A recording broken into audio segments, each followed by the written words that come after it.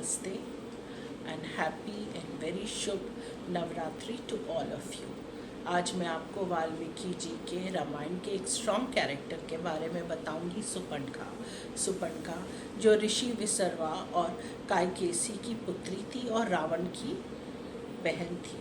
उसने अपने मनपसंद से दानव विद्युत जीवा से शादी कर ली।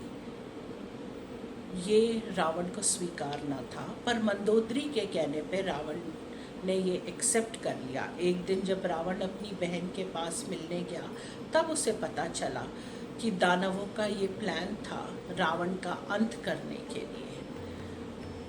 In the absence of Surpanakha दानवों ने रावण पे अटैक किया और सेल्फ डिफेंस में रावण से विद्युत जीवा की हत्या हो गई।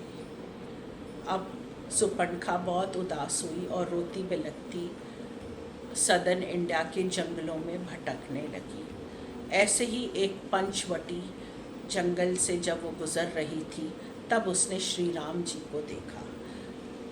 वो उन पे मोहित हो गई और उनकी तरफ अप्रोच करने लगी, लेकिन श्री राम जी ने उनको धिक्कार दिया और कहा कि मैं शादीशुदा हूँ और सीता ही मेरी पत्नी है और हमेशा रहेगी।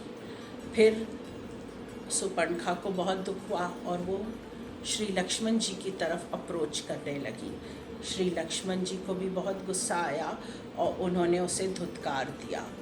अब वो तिलमिला गई गुस्से में और सुपर्णखा ने सोचा कि बेस्ट है मैं अटैक करूं सीता को, और वो सीता पे वार करने जा रही थी। तभी लक्ष्मण जी सीता जी को बचाने आ गए और उनकी नाक काट दी और कान काट दिया। अब सुपर्णखा बिना नाक और एक कान के भागती रोती बिलखती हुई अपने भाई खारा के पास पहुंची। खारा ने अपनी पूरे वॉरियर्स को भेज के जंग छेड़ी, लेकिन उस जंग में हार गए। श्री राम जी की जीत हुई। फिर सुपर्णखा को गुस्सा आया और भागती हुई भैया भैया भैया चिल्लाती हुई रावण के पास पहुंची। भैया देख, तेरी बहन की क्या हालत कर दी है, उस मानव ने क्या हालत हो गई है, इसका बदला ले। रावण को बहुत गुस्सा आया और उसने साजिश रचाई कि अब मैं किसी तरह सीता का अपहरण करूं, और यही एक रूट कॉज था बैटल ऑफ लंका। वाल्मीकि जी ने रामायण में ये भी बताया है कि सुपर्णखा राजस्थान के पुष्कर में जाकर कड़ी तपस्या की उसने 10,000 साल, और इस तपस्या से भगवान ब्रह्मा जी प्रसन्न हुए और उन्होंने उसे वरदान दिया कि अगले जन्म में तुम श्री राम जी की पत्नी बनोगी। धन्यवाद।